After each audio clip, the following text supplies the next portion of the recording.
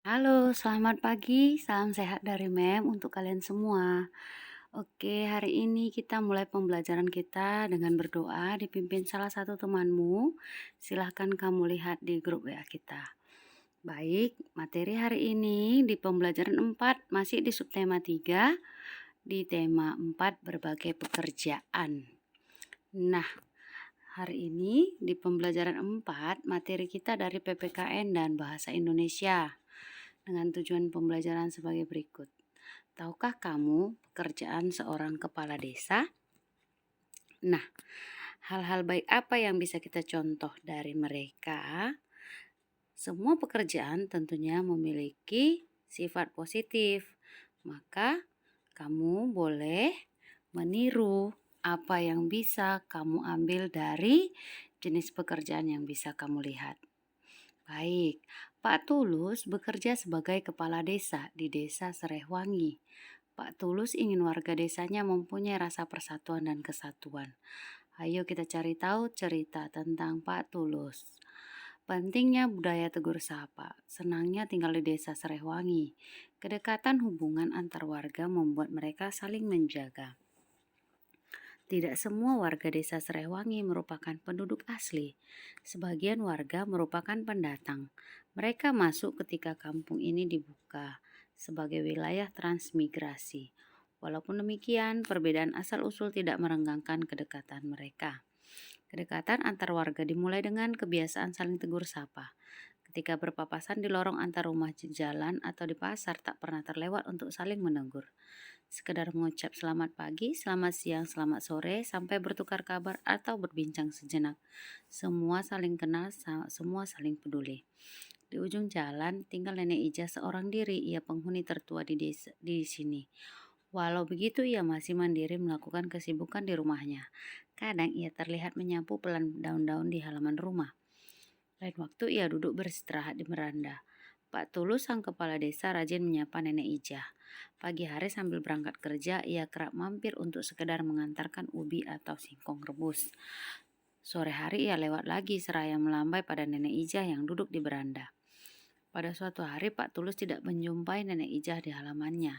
Sore harinya beranda rumah Nenek Ija masih tetap sepi.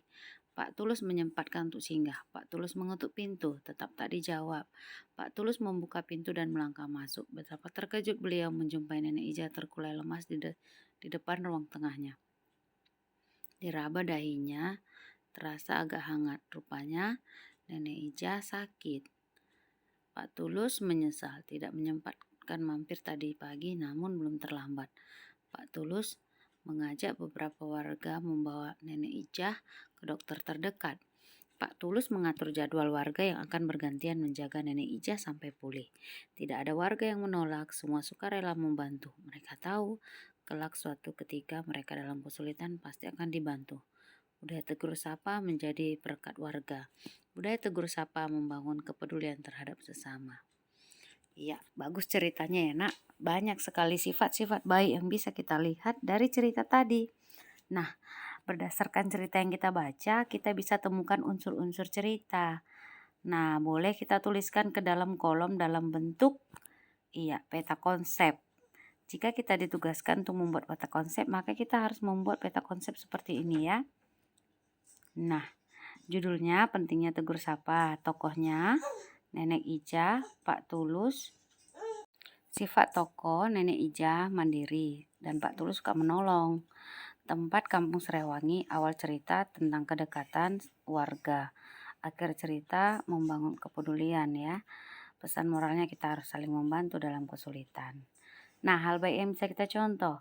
Pak Tulus peduli terhadap semua warganya ya. Pak Tulus ikhlas menolong warganya. Pak Tulus sering menegur ya, sering mengunjungi warganya. Nah, apakah Pak Tulus sudah mengamalkan sila ketiga?